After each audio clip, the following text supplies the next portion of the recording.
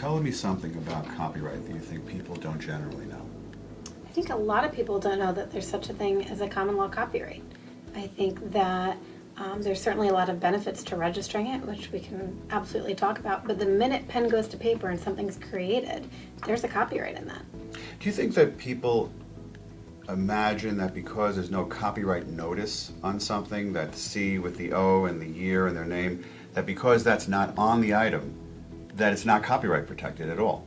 Probably because, in fact, that's a recent change in the law, considering the length of the Copyright Act. It used to be that that notice had to be on there for it to be protectable, but that's no longer the case. Now, the minute something created, it's protectable, so you're not allowed to copy it, distribute it, publish it, perform it, or otherwise without the permission of the copyright owner. One of the things that I see a lot of with potential clients and even people who have been represented by us for a long time is they think they can register a copyright by sending what's called a poor man's copyright. Right. Poor man's copyright means they just send it to themselves in the mail, but they don't open it when it comes back to them. Right. And they think that that's going to prove something more than when they created it. It will prove when they created it. That's fine. It will have a stamp on it with a date of when it was postmarked. So long as they don't open that envelope. That's so long as they don't open the envelope, number one. And number two, it's not conclusive proof, right? It's just a document that is some kind of proof of that. They can be cross-examined. The envelope might have been opened and then sealed again. There's a million ways that that could be attacked. So the takeaway on that is that it's really not a federal copyright registration. And the only way of getting that federal copyright registration is actually to register your work with the U.S. Copyright Office.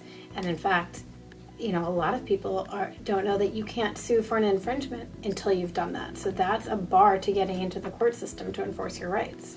Another thing that I think I see a lot of is people who don't understand the difference between the remedies that you obtain when you have a poor man's copyright, a common law copyright, whatever you want to call it, versus what we think of as the real thing, which is a federally registered copyright.